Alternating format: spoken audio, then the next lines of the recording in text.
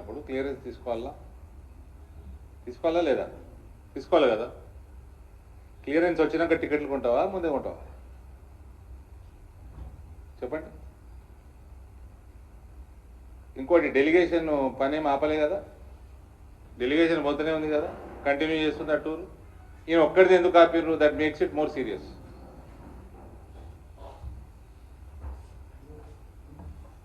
That makes the issue more serious.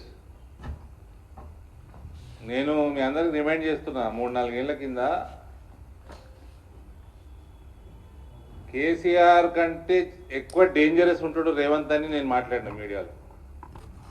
Heal prove to be more dangerous to the state than KCR.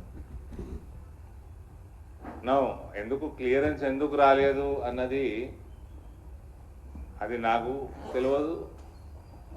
ఇప్పటిదాకా government of India నుంచి ఎటువంటి press note కానీ వాళ్ళు details కూడా బయట పెట్టలేదు. సీఎంఓ ఏదో యుద్ధం అంటుంది, టెసరైట్ వెపన్స్ చేస్తుంది అంటుందో మరి ఏమంటుందో, అది నా లెక్క ప్రకారం వాస్తవం కాదు. వాళ్ళు ఇప్పటిదాకా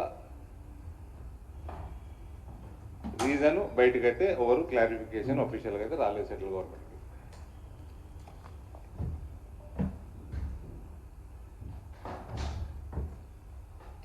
ఈయన పాస్పోర్ట్ కూడా 2 వారాల కిందనే కోర్టు ఇచ్చి ఇష్యూ చేసిందట కదా. ఈయన పాస్పోర్ట్ కూడా కోర్టు దగ్గరనే ఉంటుందట కదా మహేష్ బాబు.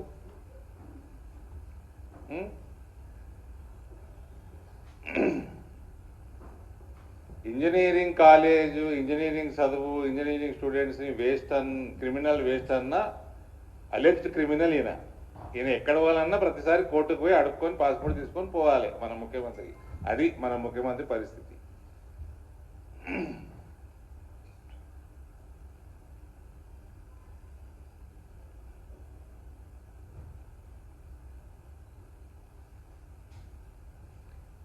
ముఖ్యమంత్రి బయట పోయినప్పుడు FCRA, ఫారెన్ హాస్పిటాలిటీ క్లియరెన్సు, ఈయనకి భోజనాలు ఎవరు పెడుతున్నారు, హోటల్ బిల్లు ఎవరు కడుతున్నారు, కారు ఎవరు పెడుతున్నారు, అన్నీ తెలవాలి. జార్జ్ సోరోస్ పెడుతున్నాడా, జార్జ్ సోరోస్ ఫండ్ చేసిన ఏజెన్సీలు పెడుతున్నాయా, భారత వ్యతిరేక సంస్థలు పెడుతున్నాయా, అన్నీ తెలవాలి కదా. క్లియరెన్స్ అంత ఈజీగా ఎట్లా వస్తాయి? క్లియరెన్స్ రాకుండా టికెట్ ఎందుకు కొనుక్కున్నావు?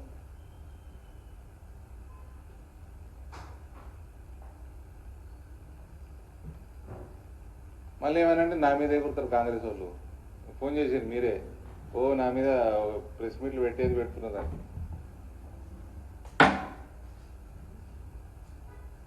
చదువుకున్నాం కాబట్టి ఇవన్నీ తెలుసు మాకు.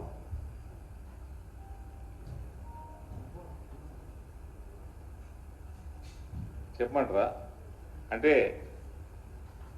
నేను తీసుకున్న ప్రెస్ మీట్లో నేను చెప్పినవన్నీ వాళ్ళ టూర్ ప్రోగ్రాంలో ఉన్నవే. ఆయన ఏ స్కూల్కి పోతున్నాడు, ఆక్స్ఫర్డ్లో, బాస్టన్లో ఎక్కడ పోతున్నాడు, ఇవన్నీ కూడా ఆ సంస్థలకి జార్జ్ సోరోస్ తోటి ఎటువంటి లింక్స్ ఉన్నాయి అన్నీ కూడా మీకు రుజువులతోటి ఇచ్చిన.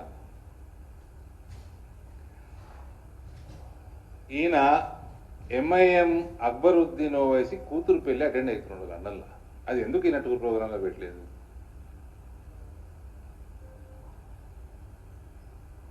వీళ్ళు కాంగ్రెస్ వాళ్ళు ఏమే గుర్తున్నారు, ఎడ్యుకేషన్ ఇన్స్టిట్యూషన్స్ మంచివి తీసుకొస్తారట. ఈయన దానికట అడ్డంబడితో రాజకీయాలు చేస్తారట.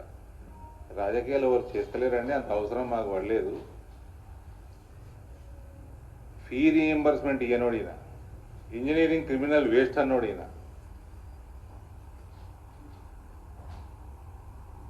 ప్రతి సంవత్సరం 18-19 లక్షల పిల్లలకి ఫీ రీఎంబర్స్మెంట్ ఇస్తలేడు.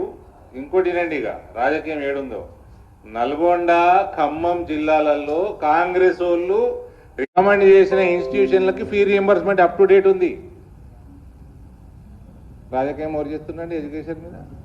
కొద్దిగా సిగ్గుండాలా ముఖ్యమంత్రికి? ఒక 2 ఇన్స్టిట్యూషన్లు డీటెయిల్ కూడా ఇస్తాను, నేను పేరు కూడా ఇస్తాను, రసీదులు కూడా ఇస్తాను. పిల్లగాళ్ళకి పైసలు వచ్చినాయి.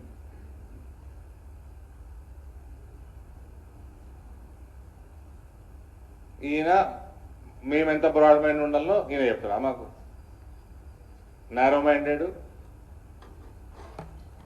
Physically short. నన్ను గుండు గుండు అనే బదులు 24,000 రూపాయలు పసుపు ఉన్నది కదా, అది రైతులకు వస్తలేవు, అది మధ్యవర్తులకు వస్తున్నది. రైతుల దగ్గర కొనేసుకుర్రు. రైతులు 4 నెలలు ఆపుకొని రేట్లు మంచిగా ఉన్నప్పుడు అమ్ముకునేటట్టు వాళ్ళు వేరే రోజులలో పెట్టేటట్టు ఏమన్నా ఈ సబ్సిడీ లేకపోతే ఏమన్నా బోనస్ చేత కదా. మీ ప్రభుత్వాలు, మీ ముఖ్యమంత్రులు కూడా, మీ పిసిసి ప్రెసిడెంట్లు, మీరు అందరూ ప్రామిస్ చేసిందే పసుపు బోర్డు. మీ 2018 ఎలక్షన్ మేనిఫెస్టోది ఏమైనా చేసేది ఉంటే చెయ్యి.